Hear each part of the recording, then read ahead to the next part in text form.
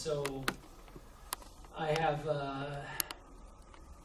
5 times been moderately successful, 1 time a horrible failure. So I've done all the kind of stuff that you would do when you start companies. So both the good and the bad. I've sold a couple companies. I've raised, I don't know, $3-4 million over the years in the different companies. I've sold a couple successfully. I'm working on the package card now. My wife and I also have a nonprofit that helps the homeless here in Seattle. So we've had that for about 18 years now. So that's something we do every year as well. So yeah, my wife's a fitness trainer, so she has her own business as well. So we're pretty independent, and we have always started our own thing. I've always started something. I've always had something that I'm either starting or getting ready to start. I've never not had a business that I wasn't starting to grow or starting to build something. This product here is the first time I've ever done a hard product where you actually touch and feel it. I've done mostly software or software-related products before. I can kind of go through the iterations, but when my first company was probably 26-ish, 27. It was a magazine, travel-related company down in Scottsdale, Arizona. And I'd sold that about 3 years later. My partner and I sold that 3.5 years later. And then ever since then, I've been mostly around technology, whether it be software or some kind of gadget tool. And I call it prosumer. A lot of my experience has been prosumers, which means cross between a consumer and a professional. Like I would consider real estate a prosumer, because they're professionals that have their own business, but they're probably 1 or 2 people. So most of my career is spent in that prosumer or consumer business. I've never sold enterprise. I've never had an interest in enterprise. They make decisions too slow, and I'm not slow enough to do that. So I've never focused on anything that's been government related, enterprise related, any of those kind of products. I've never had an interest in kind of doing it because it doesn't fit my personality. So I'm every part of my being is about starting companies. I also run Startup Grind. That's how Man met me. Startup Grind is an organization that has about 300 chapters. So Startup Grind is a monthly event that we meet every month, and I interview some smart person, either here on the east side or in Seattle, depending on the day. The last Tuesday of every month in Seattle, and the second Thursday of every month here in Bellevue, I interview a smart person. So that's a venture capitalist, an angel investor, CEO, founder. Those are the people that are on stage with me. So I interview them in front of 40 to 100 people, and those are videotaped. So that process has allowed me to access and talk to and meet some very interesting people because they're leaders, they're organizations that are starting companies. I mean, and those are Spencer Raskoff or Dan Levitan, Glenn Kelman, CEOs of fairly large companies, as well as small startups. So I've been in the Seattle startup ecosystem deeply for 7-8 years, where I've been an integral part of the ecosystem. So when Man said I'm heavily connected, it's because I'm kind of in the middle of it with Startup Grind.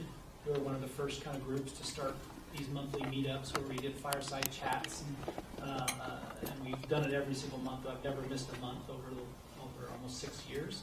I've done it every single month. So it's very consistent, and it's kind of its own brand.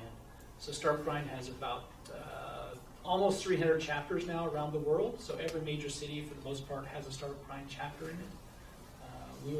We in Seattle, we were like the number 6th or 7th chapter to start.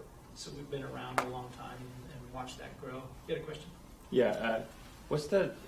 Did you say you started this as Startup Grind? I didn't start it. No. Derek from Mountain View, California started it. We were just one of the first chapters to start.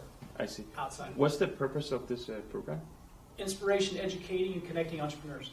Just like us, a Yeah. Seattle entrepreneurship. I mean, that's all that matters. What's that? It's not backed by Google. Yeah, Google Ventures is our global sponsor. Yeah, we have local sponsors as well, but the global sponsor is Google Ventures. Yeah, they wrote a big check several years ago to support that. So we're now Startup Grind is now the largest entrepreneur organization in the world. We see about we'll see well over 1 million people this year. We'll have somewhere around probably 2,500 events.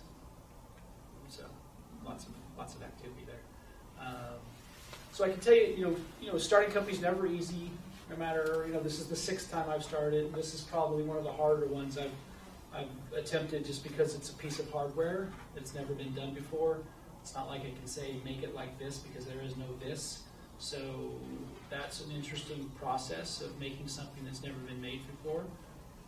Although the technology actually is fairly simple. It's, there's some sensors, weight sensors, and there's an accelerometer in it, and it's a Wi-Fi Bluetooth chip. I mean, it's fairly simple technology, but just how we're doing it makes it a little tough to test with, because it's calibrated with weight, it's calibrated with accelerometer. There's lots of things that is just not binary. It's just not a yes or no. So this has been a tough project.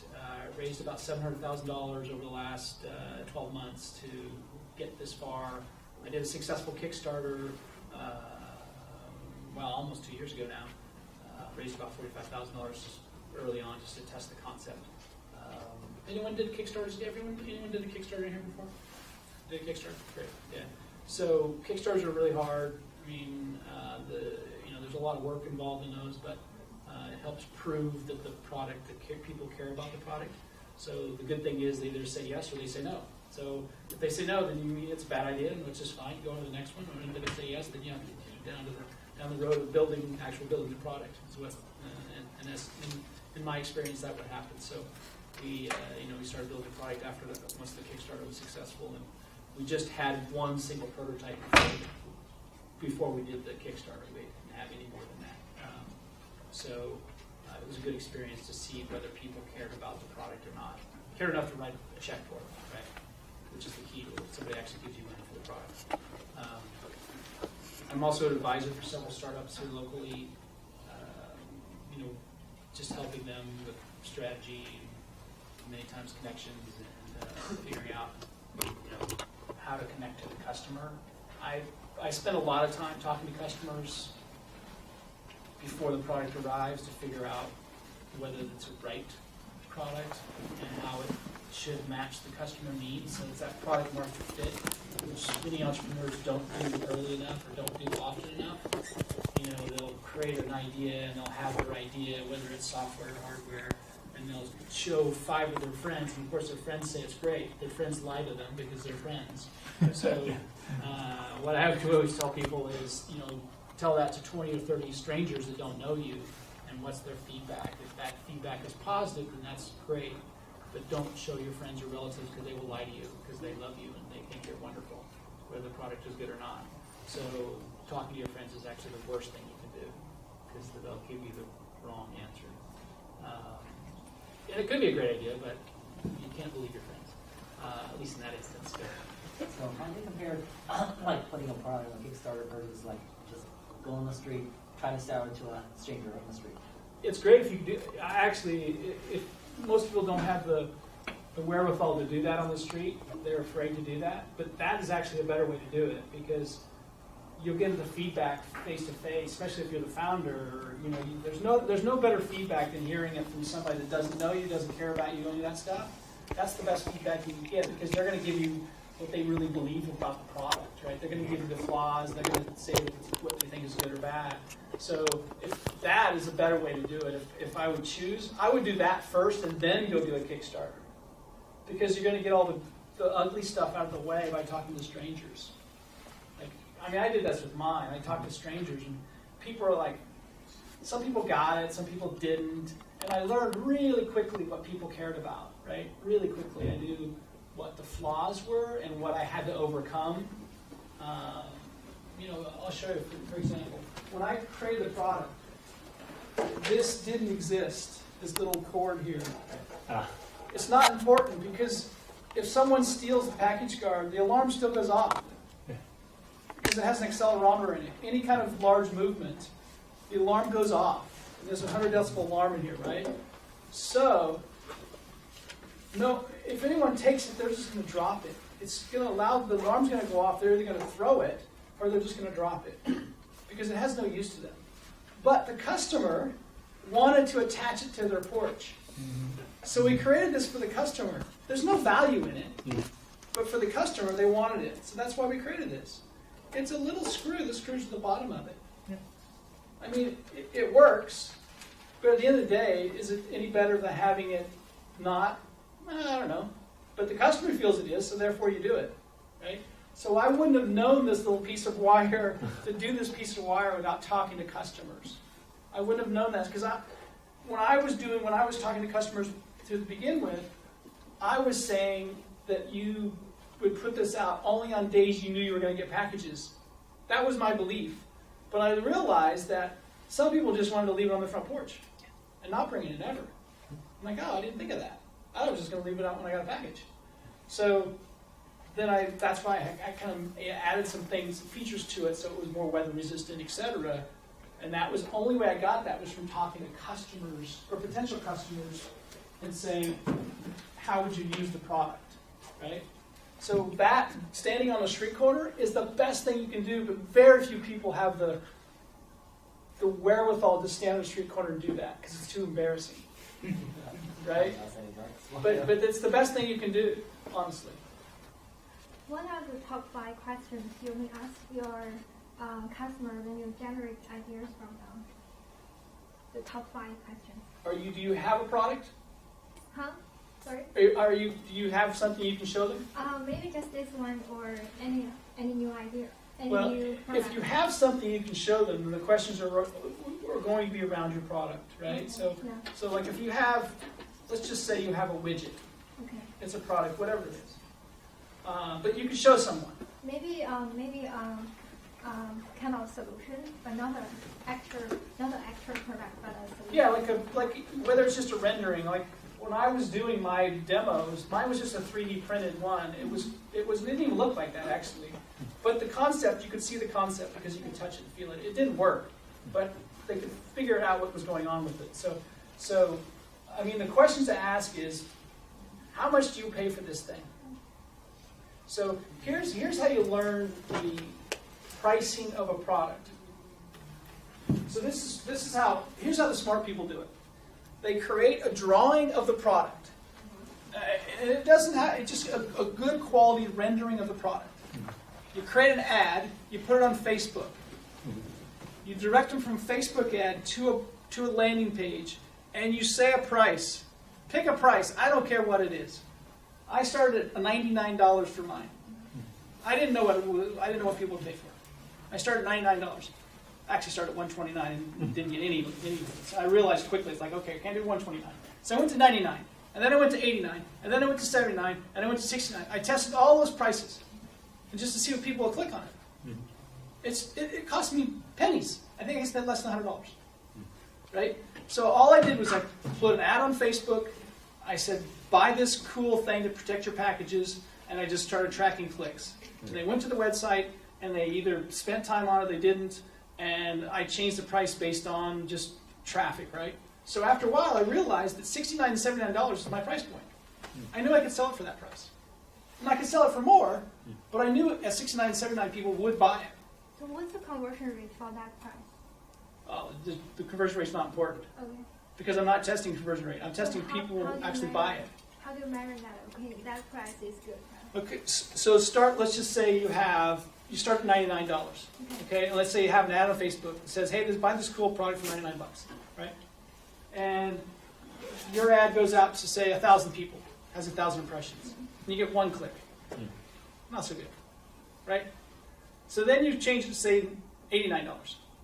1,000 impressions, you get 5 clicks, okay? So that's the trend, right? That's all you're doing is seeing how many they click on it, and then when you look at your landing page and how long people are actually staying on your landing page.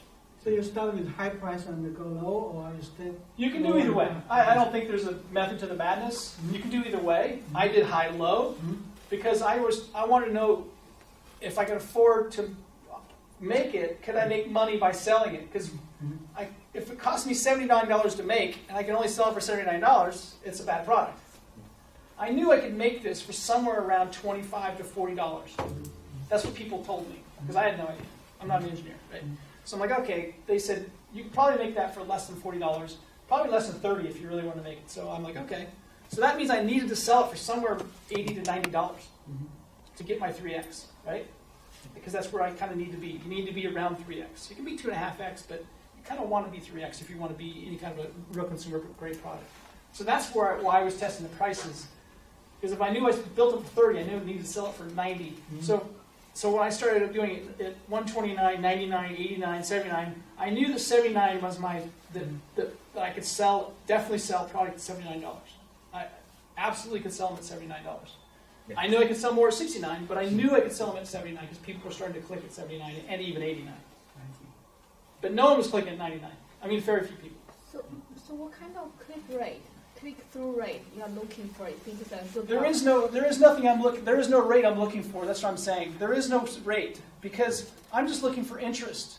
It's a brand new product. No one's ever seen the product before. So I'm just literally saying, I have 1,000 impressions. Which am I going to get the most clicks from? Which price point? It's that simple. There is no rate I'm looking for. I'm just looking for which price point has the most clicks.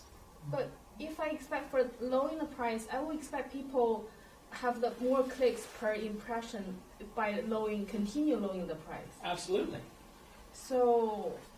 Where's the bar? Well, you start to learn though when you go down and up, you start to learn that will people buy it at a certain price, and that's all I wanted to know. I know I can sell more at 49 than I can sell at 69. Obviously, I know that. Yeah. I'm not trying to figure that out. I'm trying to figure out where will people actually start to buy the product. And I realized that 89 was the price they would start buying it, and I knew 79 they would actually buy it, just by the number of clicks. Because I know, again, from a general rule, if I can do 2% click-through rate, I'm doing pretty good. Just as a general rule. That's a very general rule, but I know that's e-commerce. You can Google this. Just look up what's a general rate for e-commerce conversion. It's around 2%. If you're doing 2%, it's decent. It's definitely worthwhile. Go ahead. Did you try a survey? Did I try what? Survey. Online survey. Oh, survey. No, I didn't try survey. I didn't. Shouldn't a survey be more straightforward to ask people like what's the price you would afford? Like It probably works. Pay. It probably works. I've just found surveys can be a little biased. You can tweak that a bit yourself, especially with a brand new product. It's not like a light bulb. I know what a light bulb is. No one knows what a package card is. It's brand new. I like your way because that's more aligned with what you're actually doing when you're actually selling the product. It's pretty much the same thing. Well, again, when you have a new product that's never been seen before, there's an educate the consumer that has to happen because they don't know what the heck a package card is. Again, they know what a light bulb is, they know what a package card is. So I have to kind of see if they even care what a package card is. And I was still trying to figure that out because remember, I did all this testing before I ever made a prototype because I didn't want to make it if it didn't have a buyer. I'm smart enough now to know that's important, right? I wasn't going to make the product and then I hope somebody buys it. I already knew that they would buy it. Go ahead. So this works great for 2C business, for consumer products. Consumer products, yeah. Yes, I am actually working in the to business side of things, and I'm actually building something really complicated, and hoping the business owners will buy them. So here's what you have to. She's right. What you're doing on B2B is what she's saying is absolutely what you have to do. Okay. When you're doing a B2B, you got to get the buyers of the B2B, whatever the buyer is, whoever it is, whether it's HR or IT or who cares, whatever the position that buys, that actually writes a check. Okay. Right? You need to get two things. You need to get the gatekeeper that lets you in the door, and you need to get the person who actually writes the check. Exactly. You need to get those people in the room, and they don't have to be in the same room at the same time, but you need to get information from those people so you can understand what they allow and don't allow and like and don't like about your product. I see. Because they will tell you if you ask them. And that's where you just got to get network. Like there's no way to do it without just networking and knocking on doors and saying, hey, I got this thing, it's cool, can you give me 15 minutes, right? Because you really got feedback from a customer. You can't go to your friends, you've got to go to people that don't know you that will give you real feedback and say, I like your product, I would buy these 3 features. Only build those 3 features. Don't build the 5th and 6th and 7th feature, especially engineers in the room. They love to build all this cool stuff. At the end of the day, you need 3 features. By the customer telling you. It'd be cool if you had 12 features. But who gives a crap? Because the customer only wants 3 features. You can add features as you go. It's really hard to subtract features because you've already spent all this engineering and all this engineering debt that you're going to create by doing all these features. Don't build lots of features. Build the minimal amount of features that you need to walk in someone's door and saying, here's what I have. Would you pay money for it? Key question, would you pay money for it? When you advertise on Facebook, sorry, something else? No, Go ahead. Go ahead. Okay, when you advertise on Facebook, how do you target your customer? You have to know Facebook. That's Google. How do I work Facebook? That is a learning experience. Okay. There's no easy answer for that. That is literally just learning it. Okay. You just got to learn it. Like there's no other way to do it. Okay. I mean, it's not hard, but it does take time. Okay. I mean, I know Facebook pretty well, but only because of this project, right? Okay. And I didn't do it. I just was in the middle of it. I had to get in the middle of it, right? There's no other way to do it. I had some help from time to time, but yeah, you just got to dig into it. Thank you. 1 second, let me get him back. So I would like to ask you, at which stage of your business you would kind of telling people about your idea? Like, should you be having some sort of prototype already, setting some sort of a technical barrier? Who are you talking to when you say people? Let's say if I'm building something, it's also for like technical people. Okay. Like I'm building something for technical people to use. Early as you can. Okay. Talk to them as early as you can. As quick as you can either explain it or show them, you should be talking to them. Okay. Absolutely. Would you ever be worried about, like people? No. Okay.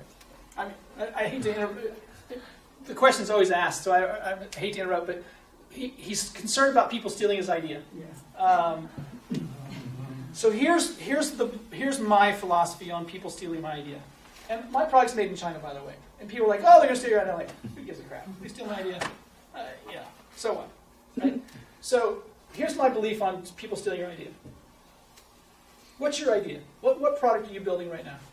No. I'm a solar. Cloud solar. Not possible to come. So whatever product, what product are you building? I'm building the IT solution for the app maker companies. For what companies? The app makers. They App makers. They Okay. have developed some So PC apps so she for- has a solution for app makers. She is passionate about that solution. If she tells me her idea, I don't care about her or how passionate. I don't care about the idea. It's not my idea. But do you It's care not important to me. Do you care about your revenue or customers? I care about the benefit of the product. Yeah. But I don't care about, I'm not going to make the product. I don't have the energy, I don't have the time, I don't have the passion, I don't have any of those things. Because I've got my own world to take care of. So you can tell me the best idea in the world, and I don't care about it. Because I got my own stuff to worry about. So your idea, I don't care how good it is. I don't care if it's the invention of the wheel. Very few people will take that wheel and actually act upon it. Do you know how many people have ideas and don't do anything? It's amazing how many people have ideas and don't act on their ideas. So the likelihood of someone taking your idea and saying, God, his idea was so good, I'm going to build it myself, is so small. It's so infinitesimally small. You shouldn't worry about it. Now, if your idea is huge, meaning global idea can affect everyone's life, and it's really simple, then maybe file a utility patent and go talk to everyone. But it's just so unlikely.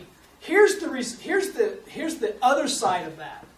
If you don't talk to anyone, you're living in a vacuum, and where are the ideas coming from? Only your brain. That's bad. I don't care how smart you are, that's bad. It's a vacuum. But when you're talking to all your friends and all people that don't know, they're going to come up with ideas that you didn't think of. And that's the golden stuff that you want. Those are the nuggets that you want. Because you're like, oh crap, I didn't think of that one. But that's a good idea. I can incorporate that one, right? And that's the stuff you need. And you only get those by talking to customers, right? Or even talking to random people sometimes give you some interesting ideas, right? Your question was? So you said it's 3x is worth to build a product, right? Then your market validation is $80 max, and then you build this $40, so it's only 2x. Yeah. Well, you can quit then.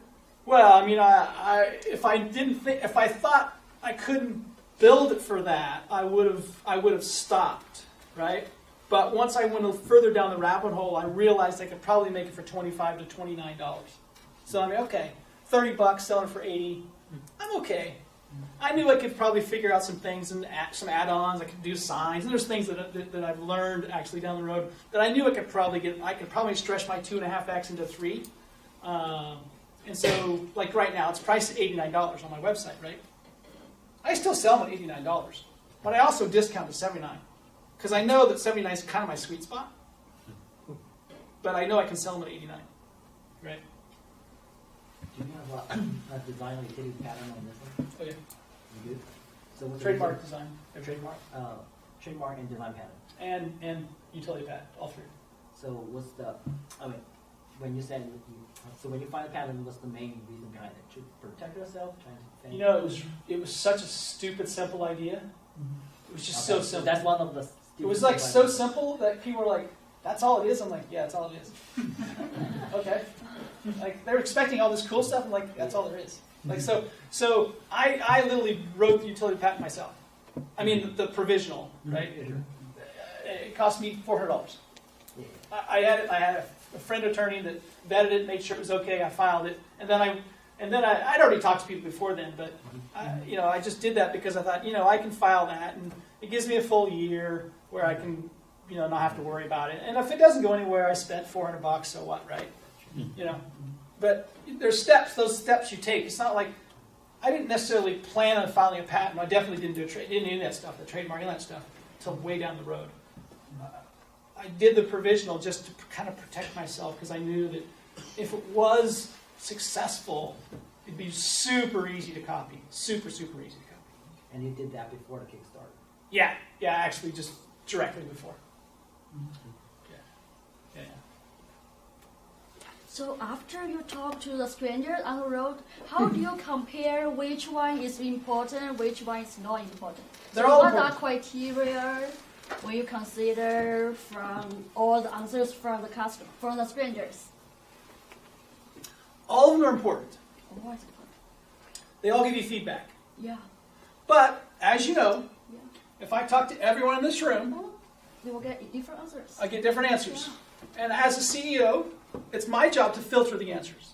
Mm-hmm. That's my job. I have to filter. So his idea were great, his idea bad, but I still value the idea. I don't have to take either one of them. But your job as a CEO is to figure that out. So my belief is I should talk to everyone because I don't know who has the good ideas. Because the smart people don't have good ideas. They're smart and dumb when I'm talking about a product, because especially a consumer product, because everyone has different use cases, they look at it differently, so there is no like perfect guy to talk to or perfect woman to talk to. They're just people with ideas. Some of them good, some of them horrible. But you know what? It doesn't matter. And that's my job to figure that out. And it's my job to take the good and the bad. I can take his idea and that's a great idea, and I'll incorporate that next year. Right? Like, I actually heard a great idea of my product about 3 months ago. And I literally, the guy told me, I'm like, that is a great idea. You do that? Like, how do I do that? And I literally reached out to him a week later, because I want to talk to you. I reached out to him a week later, and I had a long conversation on the phone with him. And I'm like, I'm going to do that. He goes, you should do that. I'm like, I'm going to do that because that's a great idea. Because it's just an additional thing that I could do with my product that I just didn't think of. But it is what it is, right? And he's like, go for it. He didn't care. I mean, he's just a guy in a crowd like you guys are, and just, hey, I had this idea. I think you should do this. I'm like, really? Can I do that? He goes, oh, absolutely. I'm like, then I'm doing that. That's how that works, right? By just listening, and that's your job as a CEO to figure that the good and the bad out, right? There is no bad opinion, in my opinion.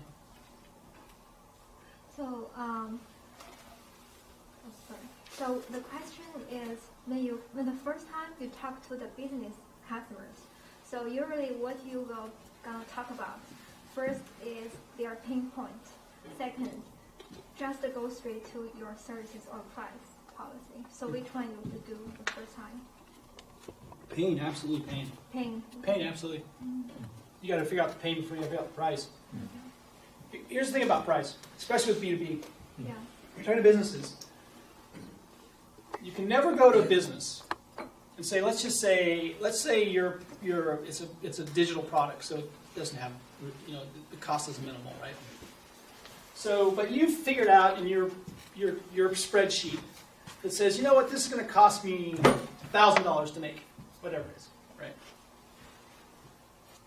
The business may have $10,000 of value placed to that piece of paint. If you walk in and said, well, I need to make 3x, which in that world you shouldn't, but let's just say you think, I'm going to charge $5,000. That's a good markup. I think it's going to cost me $1,000. I'm going to charge $5,000. The customer may be willing to pay you $10,000 because to them it's a huge pain point, right? So you should never come in with a price because you're going to shoot yourself in the foot. So you should always figure out the pain and figure how much value the pain is, and that's what we call value pricing. So you'll hear this in advertising agencies love value pricing. Value pricing to advertising agency is how much can we get? That's value pricing to an advertising agency, right? So that's we all should do that when we're talking B2B because there is value pricing that we should all look at. Now, if there's a competitor in your field and all those things, that affects that. But if you're brand new product, fresh out of the gate, there's no competitors, you should be value priced. It shouldn't be how much it costs you at all. Your cost should have absolutely nothing to do with it, especially with a digital product, because your cost is minimal, especially as you scale. It gets lower, obviously, right? So your price should be whatever you can get. That should be your price, and that's how you need to figure that out, right? With working with the customer. Yeah, some people may cheat me that they don't tell me the true number of their revenue. So how do I figure it out? Yeah, because I have to know their revenue, then I can know the pricing policy, how to adjust it, to do the adjustment. You can only price it off of their revenue? Because it's about, I want to know, do they have the ability to pay me? I'm rich, I don't want to pay more to buy a product. Yeah, are you trying to say, do they have money to pay you? Yeah. Can they afford your product? Yeah. She's saying that I need to look at how deep his pocket. How much does he really have in his pocket? Yeah. So can you actually, Yeah, I mean, the pocket size? If you're talking to the CFO, right, or if you're talking to the project manager, or whoever who really has the pain, the CFO is probably going to be money driven, so he or she will always probably tell you less than it's worth. Yes. But the real person who's using the product is going to tell you the value of it. Yeah. Again, this is a general rule. So I don't necessarily, how do you know if they have? You just got to, I don't know. Maybe just ask. You got to ask, right? You have to ask. And if they say no, then let's go to the next guy.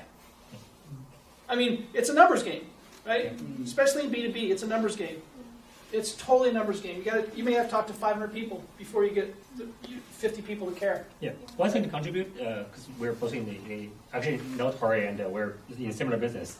And so for our business, like in the B2B case, my strategy sometimes works, is I directly ask the person who's in charge, the decision maker, how much budget do you have? I just directly asked the question. Absolutely. Yeah, I was like, can you afford this in $10,000, or you only have like $500 for this? Yeah. If it's $500, I was like, I'm in the security business. I was like, security means $500 to you. Okay, I'm walking away. Exactly. It's not important. It's not important for you. Yeah. Yes. Go ahead, go get a hack. You've got to ask, but I mean, you always have to ask what you. I mean, in the B2B world, you can't be afraid to talk about money. That's right. And many people, you have like this thing about not wanting to talk about money, but you have to talk about money. Yes. It's super important because, especially in a startup, because you got to know what people value your thing at. And if it's a brand new thing, then you got to figure out what people want, because like there's not a thing to compare it to. You don't know. Like if it's a security, like okay, we can look at some security things and here's some pricing of different security features and software, etc. But if it's a brand new thing, the only way to learn is just ask questions. And again, you have to talk to strangers and a lot of them, and you'll get the right answer sooner or later. I mean, you'll get the trend. I have an extreme case to share. Just very short story. I have a friend who's working for Hitachi as a consultant, and his project is actually to install security cameras for casinos. Oh. Yeah, and that's an extreme case because I want to share, and it's kind of funny. He walk in the casino, he was like, I'm going to install those things for you, without saying how much money he's going to charge. And the manager frowned and say, how much? I know you're here for my money. Sure. If you ask for money, I'm suspicious. I'm going to find my, beefy guy and just escort you out. Yeah. I need to pay you so that I can get the peace of mind because you're installing basically those equipment in my place. Yeah, that's an extreme case. But I think it's worth your idea that, in business case, you have to talk about money. Yeah. And early on in the equation, don't be afraid to bring that up because it's critical to you to figure out. Because think about it, if in this scenario they only give you $500 and it costs you $1,000 to make, then that's not a good product to build like that. And then you talk to 12 other people and they're only willing to pay you $500. You're like, oh crap, that's probably not a good product. I mean, at least not the way you figured out how to build it. So it's just super important to find that pricing thing. It's like cost versus what you can sell it for. Whether consumer or whether it's B2B, it's still I don't know. I mean, it's just there's nothing more important because you can't sell it for what you can't make money by selling it. Then it's the wrong business. It's the wrong product. It's wrong. Go on to your next idea. Like all of us have bad ideas. It's okay. We're gonna have bad ideas. I have bad ideas. He said, I mean, all of us had bad ideas, right? And we've had good ideas. We just got to figure out which one's which. That's hard work. Yeah, that's what we get paid for. That's what the big bucks get paid for. Yeah. Part of the success comes from the marketing and sales, right? So how do you use, what kind of marketing or sales mechanism that you use to maximize your profit? Almost all the marketing we use is on Facebook. The dollars we spend, almost all of them are on Facebook. You just use. Well, it's simple because it's money in, money out. So if I spend $100 on Facebook, do I get more than $100 back? Right? That's the equation. You don't sell on Amazon. I do sell on Amazon, but I haven't started marketing on Amazon. I haven't started paying on Amazon. Yeah. Try some of the like Google platform. No, because Google AdWords. No, it just. I'm just not a big fan of it, and there's not that many searches for what my product is. Like no one searches for package guard.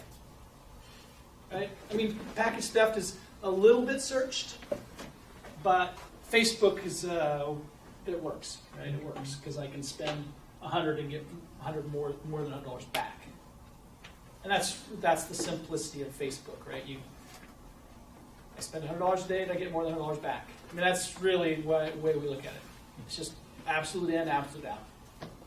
So it's pretty straightforward. Are you afraid of Amazon's going to build something exactly like that, similar to that? Oh, is my product? Yeah. I don't think so, but if they do, they do. You have patent, right? What's that? You have your patent. Yeah, I mean, they're not going to do something like that because it's too simple for them, but... It's like a whole chain effect. If you deliver to the customer, then the customers will have it. Yeah, I mean, there's an article done last year when I first came out with the product that said, why doesn't Amazon buy this product and give it away to all their Prime members? I had nothing to do with the article.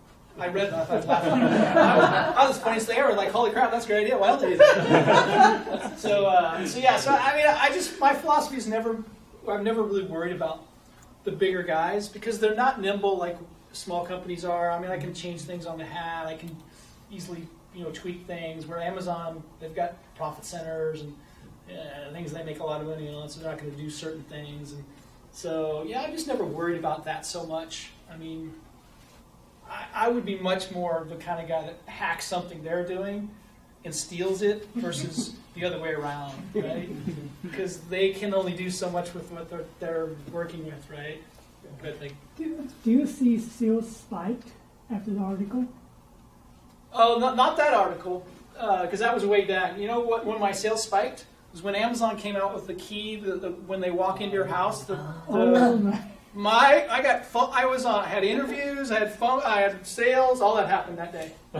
It was great because people were like, I'm either going to use a package card or I'm going to let people in my house. I think I'll use a package card. It was just so many people, like there was an NPR lady that called me and said, hey, we're doing a piece on this announcement, can you give us a few sound bites? So I talked to her and the gist of it was like, are you going to let people in your house? I'm like, well, my theory is, if they're my age or older, there's no way in God's green earth they're going to let someone in their house. It won't happen. Now, younger, maybe they're more open to that because they have less valuable things in their house. Like, I'm old. I got stuff in my home. Like, when I was 22, I didn't have anything in my home. Who cared, right? Like, letting them in my house, they couldn't steal anything. I didn't have anything of importance in my house, right? So, my belief is age has a lot to do with that and time. I really truly believe that 5 years or maybe even 3 years, that will be a thing. I don't know what percentage of the population it will be a thing for, but I think it will be a thing. It's going to take a while for us to get used to that. I couldn't do it in my house. I have a cat. What happened to my cat? Open the door, the cat runs out, I'm pissed off, I lost my cat. Lots of things, weird things could happen in that scenario that it's not a perfect solution. And they know it's not a perfect solution. They know it's not a perfect solution. Those guys are not stupid. They knew that less than 5% of the population would actually use the product. They've done all that surveys. But part of this is PR. Because we do surveys, we did a fairly large survey and asked, one of the questions was, is the companies selling product, the e-commerce companies, are they doing enough to protect your packages? A resounding no. So consumers are actually putting the blame on the e-commerce companies saying, you guys need to do more to protect my packages. Consumers are starting to be concerned about having their packages delivered. That's bad for Amazon. That's super bad for Amazon. So they need to be on top of the PR machine, making sure that people are feeling safe about ordering lots of packages.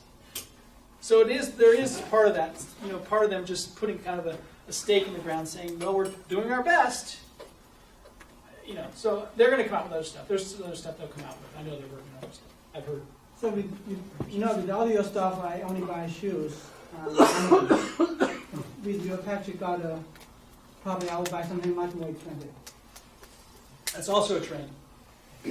Consumers are all spending more money now, more money per item than we were 2 years ago, because we're getting more accustomed to ordering stuff. Like, it's not unusual for us to spend $700 and buy something, a computer or a really nice purse or, a $1,000 thing and have it delivered. It's not that unusual. People are doing it. So, and that's just, that trend is continuing to go up. People are spending more money and they're spending more money per item, so that's not going to stop. I mean, a couple years from now, I'm going to be ordering a $1,200 something, right? It's going to be delivered to my house. I'm not going to be concerned about it. So, do you have a study, like how many people lose their packages? So that's the first thing I wanted when I started this whole idea of like, how can I know whether this is a real problem? No one shares that data with us. Amazon knows it, UPS knows it, USPS knows it, FedEx knows it. They won't share it.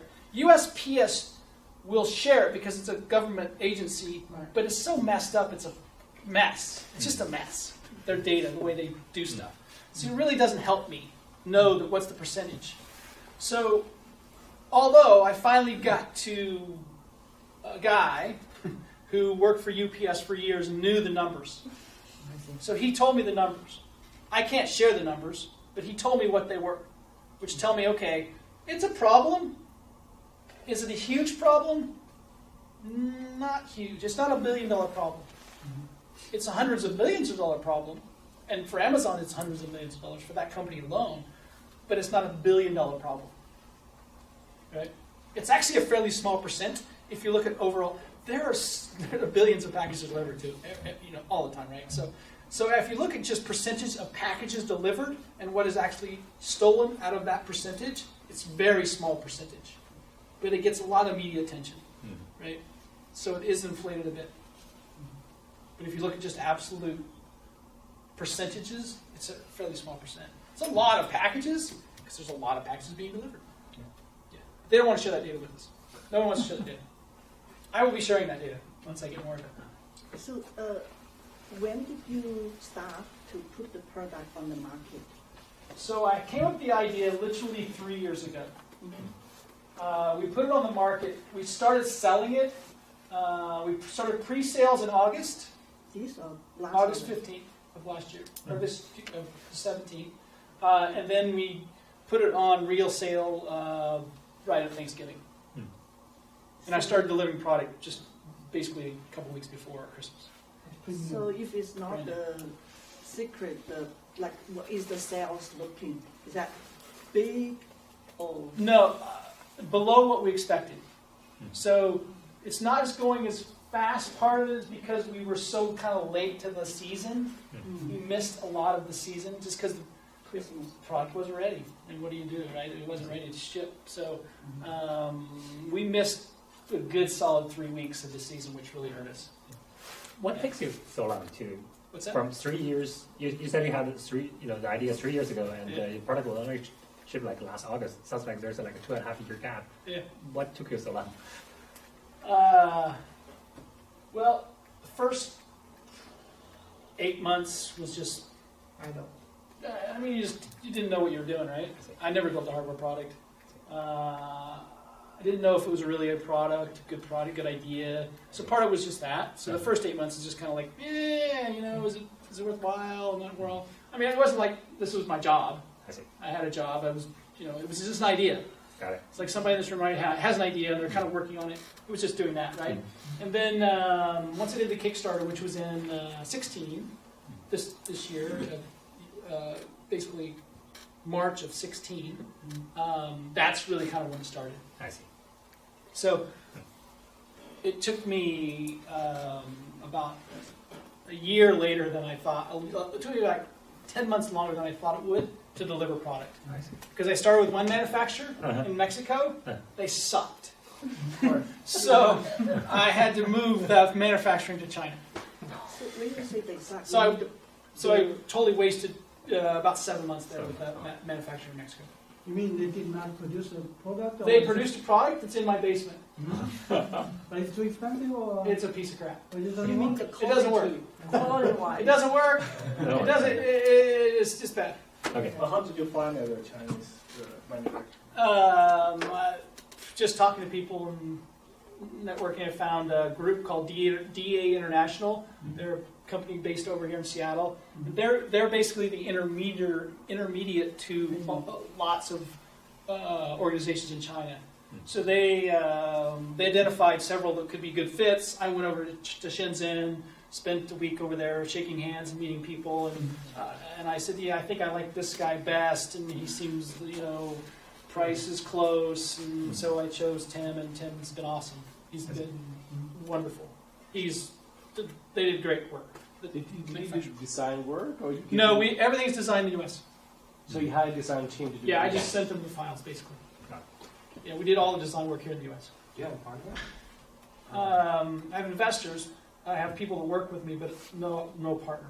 So you outsource all the hardware design and... Yeah, all that stuff. I'm not that guy. So you have to order minimum to be able to. You're correct. Yeah. I ordered too many, by the way. I ordered 3,000. That's not much. That's fine. It's a lot. By next. It's a lot of money. I mean, I don't walk around writing, $150,000 checks every day. But yeah, so I probably should have ordered 1,000 and then worked my way up. Yeah. That would have been better. But live and learn, right? So yeah, but I've got plenty to sell. And during the Kickstarter, I sold about 400 in my Kickstarter. So I already had pre-sold 400. And then so we've sold quite a few since then, but it would have been better to do 1,000 and then do another order. Yeah. Because as you guys know, and of course I didn't know, that after the first run, you find things you wish you would have changed. Yeah. And actually there's hardly anything on the hardware things we want to change. It's mostly on the firmware, on the PCB board. There's a couple things we want to change there. The hardware actually is really quite solid. But there's a couple pieces that we would like to change that Tim is actually going to open these things back up, change them, and then ship them back or ship them over. So There's 1,800 sitting in China. There's 1,200 sitting in the US. in order to get your product go from China to the United States, do you have to apply for special permits in order to be exported and imported, etc., for the customs? None? I mean, there's customs, but nothing special. Just forms. I see. Forms and a little bit of money. Okay. It's actually pretty painless. The paperwork is like 1 month or 3 months? Oh, no. It's days. Days? Yeah. Just to add to the point, I used to work for eBay, and I used to serve all the big sellers from China, selling on eBay to here, to the United States. And they basically have this, the China post system and the USPS has a deal to ship items like this under 2 kilograms to the US using a very minimum amount of postage. And there's pretty much zero paperwork for that. Yeah, no, it's pretty simple. I mean, I thought it was really simple. It was a lot simpler than I expected, actually. Well, not if you're shipping food. Well, now that I've done it, it's super, super simple. But even when I was going through the process, it was a lot easier than I expected. It's a lot easier than I expect. Just because it happens every day, right? Everybody shipping stuff to China. So. Do you go to trade shows to promote your products, or? No, we have done trade shows, but it's not worth it. Here's the thing, and this is true with any product. If your product is less than $1,000, there is no way in God's green earth you can sell that hand to hand, meaning with a salesperson, feet on the street. This is a general rule. This is a business model general rule. If your product is less than $1,000, don't even think you can sell that with a salesperson, because they can't sell enough of them to pay for themselves, right? If it's $2,500, that's a salesperson. You can hire a salesperson to sell that, pay the salesperson enough. There's enough money in that you can make sense of having feet on the street. If it's a $79 product or $300 product, there's no way you're going to be able to sell that with a human being. That has to be done online. You got to figure out ways. Whether it's retail, Facebook, well, I don't care. You got to figure it out. Because the price point. Like if it's a $300 item and I'm a sales guy, how many do you think I'm going to have to sell to make a living on that? Well, I thought one of the reasons you go to trade shows is because you want to show a product, and there are, for example, like Walmart procurement guys, like going around looking for things. They might cut you a big like order. magic show. There's shows that you would go to. There's certain shows you would go to, but I mean, I'm not like when you said trade show, I'm thinking like like those crime prevention trade shows. I'm not going to go to those. I mean, I've been invited to those, but it's not worth my time. So, but there are certain trade shows. There's a retail trade show in Chicago. There's certain trade shows we would go to because those are buyers there. They're distribution channels for us. Right? We want to go to those. Yeah. But that to me is a different type of. That's a B2B trade show versus a consumer trade show. Like I don't want to talk to consumers at a trade show. I can't sell enough of these. Right? This doesn't make sense. I can't go to the Seattle Home Show and have a booth. It doesn't make sense. Like I'd have to sell too many of them. Right? I mean, I might be able to make it for a day. It would be fun for a day, but it wouldn't be fun for 2 days. How about Shark Tank? Shark Tank. You thought about it? Let me tell you a story about Shark Tank. So the first day we did a Kickstarter, we got a call from Shark Tank. So I went down the path of Kickstarter, or of Shark Tank, for about 6 months. Wow. And there was a whole lot of paperwork there, just FYI. At the end of the day, we didn't do it. Not because we didn't want to, because we couldn't get the product ready in time. Because what? Couldn't get the product ready in time. Oh. Yeah. But yeah, we were absolutely Shark Tank now. No question. Maybe you can now. It's too late now. Really?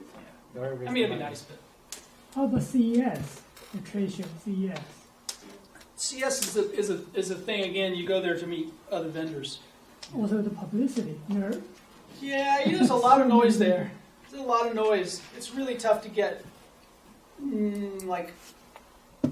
it's just a lot of noise there. There's a lot of products, a lot of interesting products there. So my philosophy is, do I really want to try to compete against 700 other great TVs and washing machines and refrigerators that have the big screen? I mean, it's just a tougher environment. It's good. I've gone there and go there and shake a lot of hands and meet people, but that's more for that reason than for... It's a tough road. Unless your product's really something super special, yeah, I would have a hard time spending my money to do that. Other than just going down there myself and, I call it shaking hands and kissing babies, because that's really what you're doing for a couple of days. Yeah. How do you think about affiliate market? Love it. Affiliate, love it. Love it. Absolutely love it. Because it's free. Because I only pay them when they sell something. That's great. But there is some bad ads or bad traffic in that market. How do you... Only if you want to find them, I think. You don't have to have bad people. They're actually affiliate marketing groups, and this is something I learned with this product. They're actually affiliate marketing groups that you can go to that have outreach to a lot of other large affiliate marketing groups, right? That will sell your product, right? Just for commission. Anywhere from 10 to 17%, at least in my product standpoint. I don't do anything other than creative. I create the ads, and those guys go out and do their thing, and people order stuff, right? But everything's very above the board, and there is nothing weird going on. And the old days, 10 years ago, I would say that's true. I don't think it's the case now unless you choose to be that way. Yeah. There's some really quality affiliate marketing groups, like really quality people. And there's some really slimy ones too. Yeah. I have a question. Are you going to do this for your whole life? Or No way. Just for another... This thing is going to be sold in 12 months. The business? Yes, absolutely. Okay, you're the first one now. I don't want to be in the manufacturing business. I've done the fun stuff. The last 2 years, the next 6 months are fun. After that, it's no good for me. It's no good. It's no way. I've lost. The fun is marketing, figuring out how to sell it, and figuring out how to build it. That's the fun stuff for me. So you figured out how to make money. And, I figured out how to build it. I'm figuring out how to sell it. In 6 months, I will know that, and I will be done. My job will done. Okay. So my job is done. I will sell it.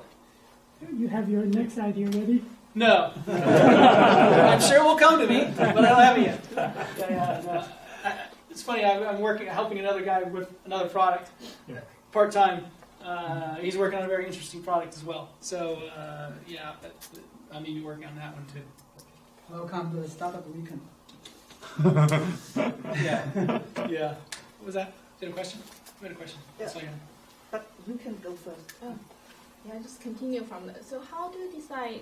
How did you decide when to sell? I mean, you figure out. I mean, lose fund. I mean, then you figure out a way to sell it. I mean, is there any certain line?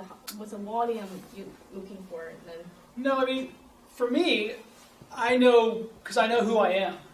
I know what I like to do and what I don't like to do, and I know I don't like to do certain things, and I know that I'm too old to do things I don't like to do.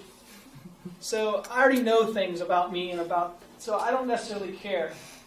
I already know I'm going to start another company. 2 or 3 more before I die. I already know that. So, is this going to be my last one? Absolutely not. So, am I concerned about getting the most possible money? Absolutely. But I also will take less than maybe someone else would because I know it's not my last one. and how do you find buyers? That is just that's just talking, listening,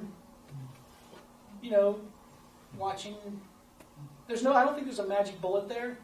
I think it's just keeping your ear, listening what's going on in the marketplace.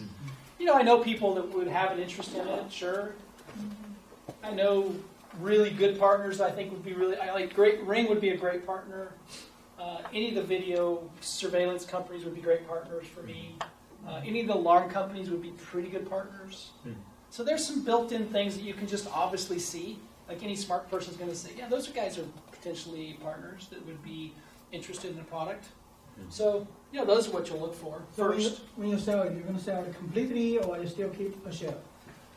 It's all the deal, right? That's the deal. I can't predict that, right?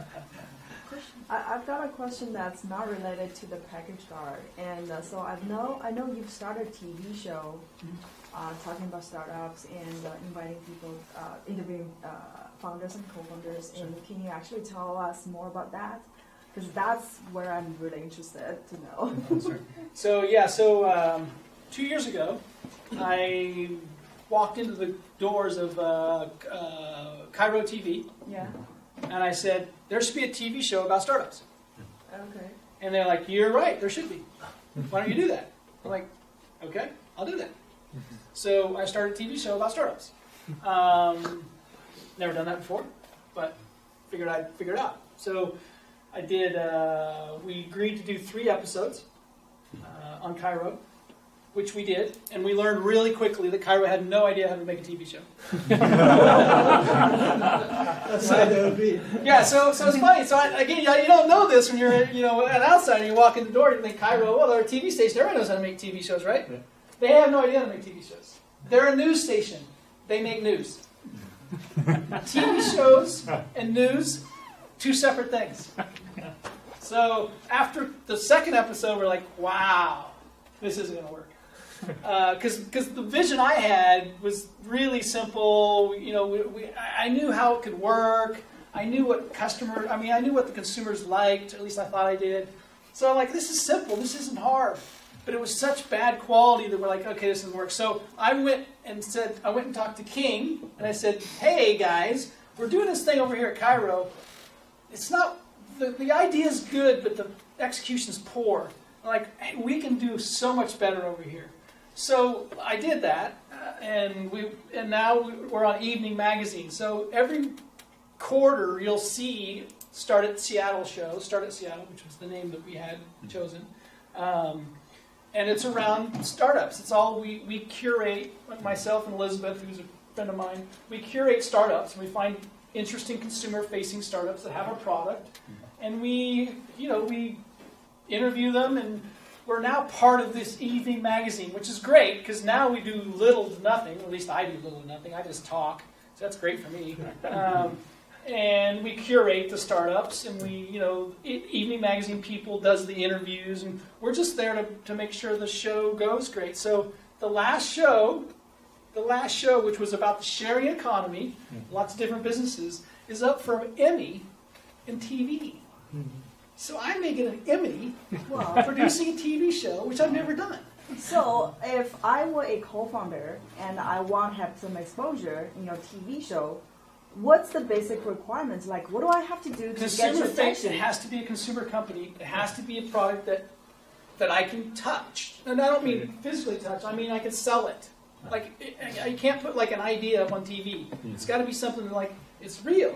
As customers, it has to be a full-fledged Yeah, startup, it like has to be have real. fundings, have everything. Well, have it's just got to be employees. real. I mean, there's lots of them we've done. It's just been a few people, but it's real. I mean, you can see and touch their product or their service, and you can buy it. And, that's got to be real. Yeah, some tangible. It's got to be real. Okay. Yeah, product. that's our only requirement. Consumer facing is a real.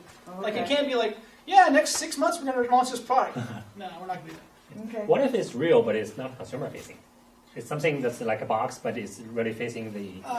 Well, remember the audience is consumers, I see. so they probably don't care. That's right. I mean, that's the belief, right? So, Okay. yeah, it's the audience are us. Yes. Not that none of us watch TV. I don't watch TV, but So how much do you charge? I'm sorry. Sorry, go ahead. Didn't How mean much to do you interrupt. charge for such exposure on your program? On your zero. you don't charge anything? So No. I actually care about another question, which There's is no charge. yeah, I actually care about another question, which is You can pay me. so when the company actually get interviewed during in this show, like, do you know, like, is there any tangible result for them? Like, is there any- Absolutely. Absolute result. Okay. Yeah. Absolutely. I was interviewed. Oh, okay. My package guard. Okay. The first King episode we did was one of the segments, because we do like four to five segments in each half-hour show. One of the segments was my package guard, I see. and I didn't want to do it. Okay. They wanted to do it. Like, you got to do the package guard. I'm like, yeah, but then I feel like I'm like the host and the guy, kind of doing both, and so we ended up doing it. It worked out great. So next time, if I start a company, I'll definitely be on your show. I can't say you definitely will be. Already get rejected. But you can at least. I'll try. How about I'm easy to get a hold of. I'll try. I'm easy to get a hold of. Okay. You can just shoot me an email. I'm easy to find. I'm not at all hard to find. He's booked for the next 50 years. Super easy to find. What's that? You're booked for the next 50 years. Yeah, book for the next. Yeah, no, we're always looking for interesting startups. So yeah. Okay, I have two questions. First thing is, did you compare, like, forget about the quality bar, right? When you compare Mexican and Chinese product, the pricing, are they like 50% different or very compatible? Well, the line from Mexico is they're about 20% more expensive than China. But the skill is just not there. When you say 20%, you already consider all the shipping, all the... Yeah, if you look at total cost of ownership, Wow. right? They say it's 20%. Yeah, I would say it's 50. Higher than Yeah, China. yeah. I mean, Okay, got it. you gotta have. I mean, there's. China. Those guys know how to build stuff. Everyone in China knows how to build stuff. All those guys are good. I mean, I don't know, they're all good, but the factories I ran, all those guys could build stuff, and lots of them real quick. So all of them have those skills. I mean, I'm sure Mexico does. I never saw them, right? And they just didn't have the talent that the Chinese have. Okay. So why did you pick them? What's that? 50% more in Mexico? Cost.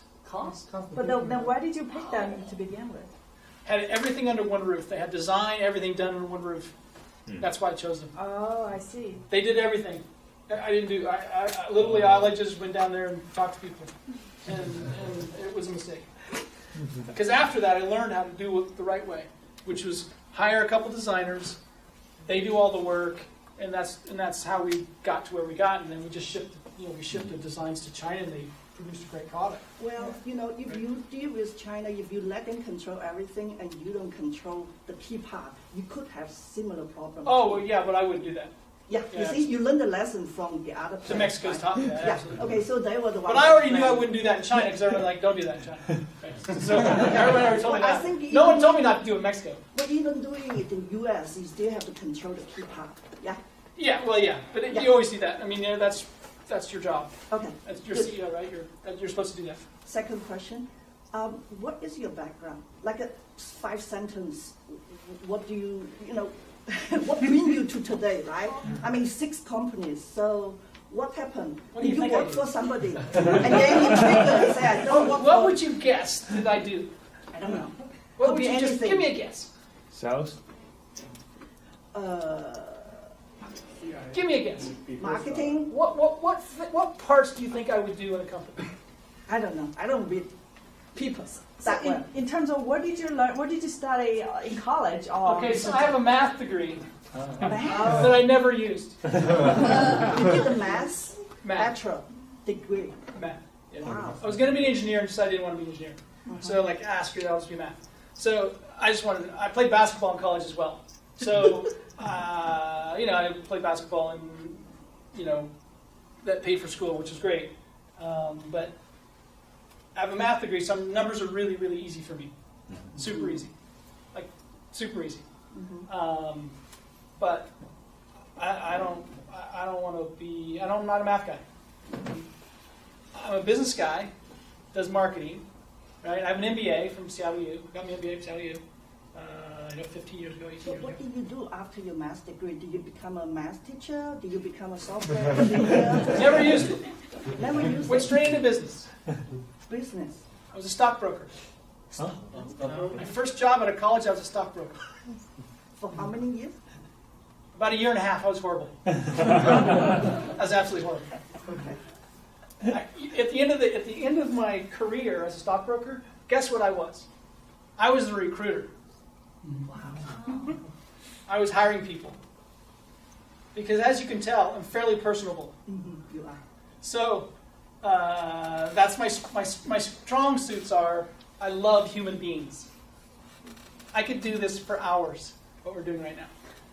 Like I could do this, I could sit down there and do this for hours. Because I love you guys. I love humans.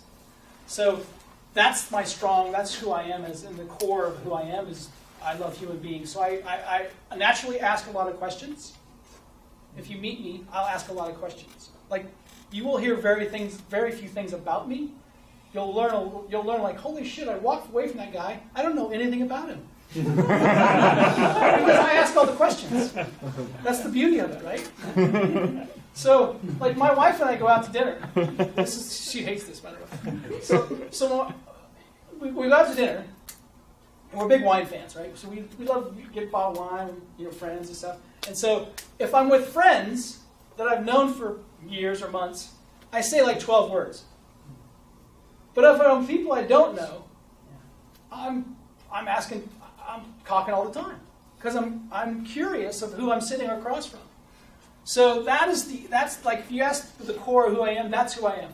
But I'm the business guy, right? So I'm the guy that comes with the idea, and if I don't come with the idea, I help create the idea so it actually talks to the customer in the right way. Which to me, you already heard me talk so much about the customer, making sure that the customer gets what they need, and that's my thing, right? That's what I like to do, is figuring that stuff out. I call it, I get you from an idea to actually dollars in the door. Because it doesn't matter if there's no dollars in the door. Your idea sucks if there's no dollars in the door. No, I mean, a great idea, but it just sucks if you can't get dollars in the door. And it may be because you're a bad salesperson, it may be lots of variables there, but at the end of the day, if you can't get dollars in the door, your idea's no good. So I've always focused on that piece. So I'm the guy that takes the idea and gets you to revenue, but I'm not going to get you to $50 million because it gets boring after about 10. It gets super boring to me. So I'll get you started. I'm extremely comfortable having 1 to 7 people in the room trying to figure out a problem. Super, super comfortable. Like, I've done all that stuff up and down. Every part of that job I've done 10 times. CFO, CEO, head of engineering, all that stuff in that small group. Very comfortable in that environment. So that's in the long-winded, that's who I am, and that's the kind of stuff I do. Impressive. Yeah, so it seems you have a lot of different experience during your life. So what are you looking for the most for the rest of your life? Okay, here it is. This is easy. More great bottles of wine. That's one thing. I like challenges, so I like trying to figure out hard problems.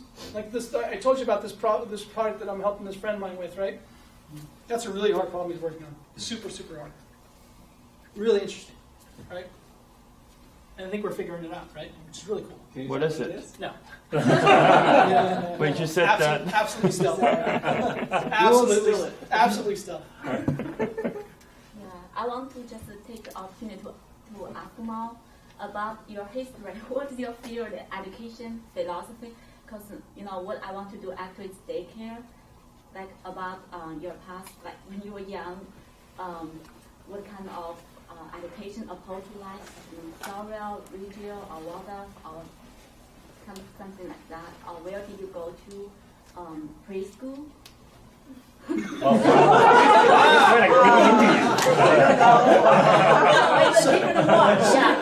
So you want to know where I went to preschool? That would make it successful to me. You know, See, they're collaborating, getting every detail from your life. Where do you send your kiddos to preschool? That can help me answer my question. I have no kids. Okay, yeah. I have one cat. I have a wonderful wife. I have no kids. We decided 10 years ago, 15 years ago, not to have kids. A real conscious decision that we just decided it wasn't really important for either one of us to have kids, so we never did. So we have cats. And we both own our own businesses, so we're that. We have a place in Walla Walla, so we're fairly mobile, and so I can't speak on kids. I can speak on me as a kid. Yeah. So for your childhood, what is your most enjoyable memory? Oh, as a child? Yeah. Oh. I would say. So at 4 years old, I won the Smiley Baby contest. So at 4, that winning the award was really important. I don't remember anything about that, by the way. But as a kid, the things I enjoyed most were being around people. Absolutely being around friends and relatives and being in large groups. So I grew up in a small town in Kansas. And I say small, it had one stoplight, small. Our K through 12, 250 kids. So very small. What's that? 250 is not in total. In total. In total, yeah. High school. So our class had like 30 people in it. Yeah, it's pretty big. You must have been where I grew up. So all through my life, I wanted to be in big places. I always wanted to be around more people for my entire life. So what I did is I went from Kansas, a little small town. We moved to a little larger town. And then the minute I went to college, I moved to Phoenix, Arizona, because it was bigger. I went from Phoenix to LA because it was bigger. I went to LA to Seattle just because my wife was close here. But I've always been really gravitating towards large crowds. Keep exploring. I love lots of people. You should try China. So I went there. I was in Shenzhen. That might be too many people. Definitely too many bikes. There are way too many bikes in Shenzhen. I really enjoy people at all levels. So that's what drives me. Most of my days are around human beings. Yeah. So one more detail: do you spend most of your time at home or outside, like daycare? Do I spend most of my time? Yeah, daycare or at your home. I'm here with you on Friday night. What do you think? I'm still thinking it's good to send kiddos out or like spend because right now I'm a stay-at-home mom, full-time with 2 kiddos. Sure. So I'm thinking it's good to send them out. Absolutely. Or I spend time with them. Kick them out there. Okay.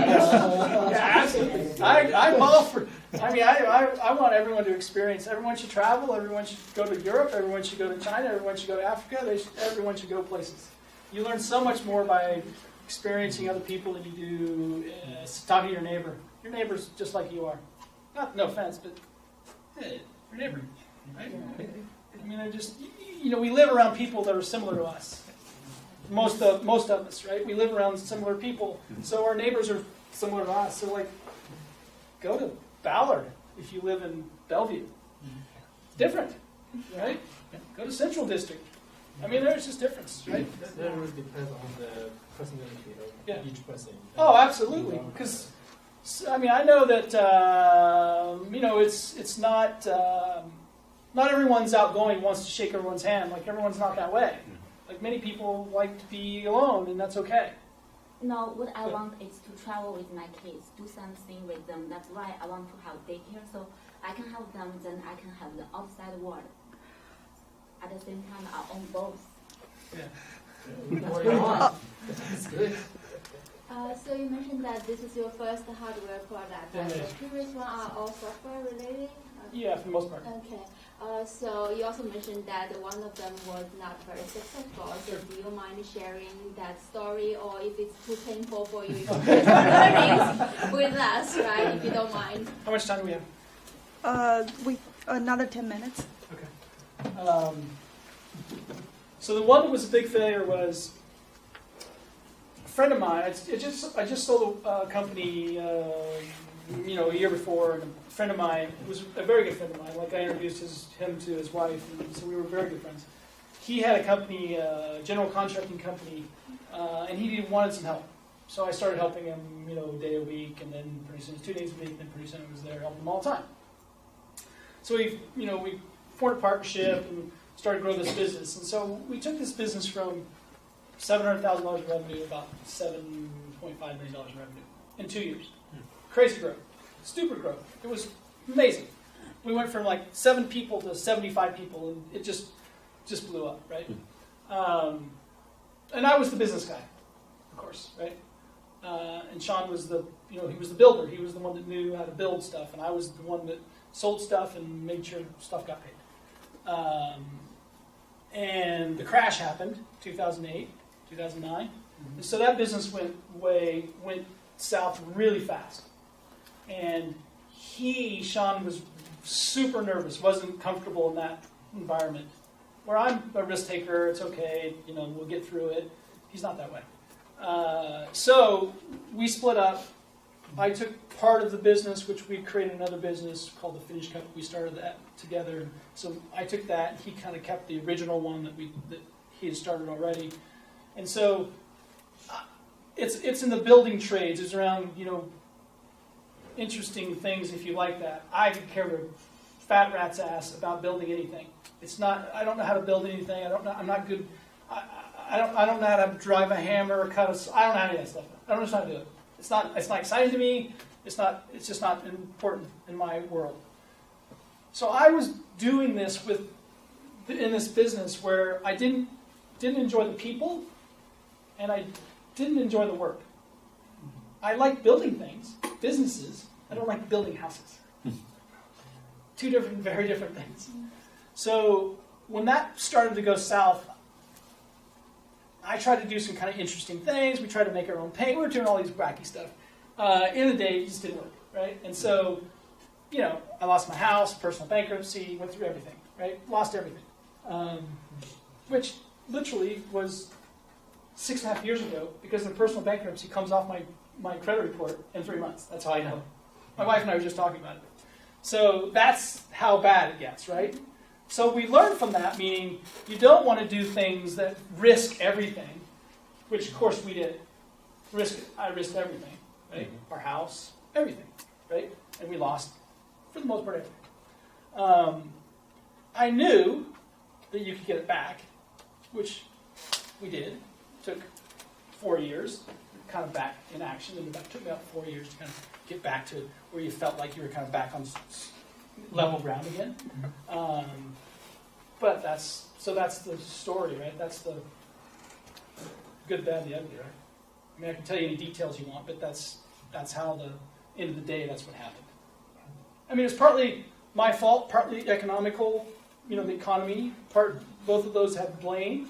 Obviously, my blame was more than theirs, the economy, because I make decisions based on things that I didn't make decisions quick enough, or I made the wrong ones. So at the end of the day, it's my responsibility, And we had, that's my wife right there. And we had, we had 40 employees, 45 employees. So 45. Two learning. 45 years. So basic two learning. So don't do the thing that you are not actually good at or interested. Yeah, because you look back on it, the people I worked with, and there's nothing. I don't want to talk bad about the people that build houses are good at building houses. They're craftsmen. They could care less about a business. They're bad communicators. They don't know or don't do things you would in the business world. All the things that I cherish and respect are none of the things they cherish and respect. So I had nothing in common with these people. And at the end of the day, I didn't like them. And I like everyone. But they weren't like my guys. I didn't want to hang out with them. I didn't want to go have a beer with them. I want to go have a beer with you guys. You're my people. That's the difference, right? So that's what I learned is you better know who you're working with. Like, I know I would never work in that, or even things like similar to that. There's other industries where I know I wouldn't be comfortable in because it just doesn't fit my personality. Right? All right. I think like time's up. Let's call it good for tonight, and let's give a round of applause for Mike. Thank you again. Really good. Thanks for having me. I appreciate it. My email, if you want to email for whatever reason, it's just mike@startupgrind.com.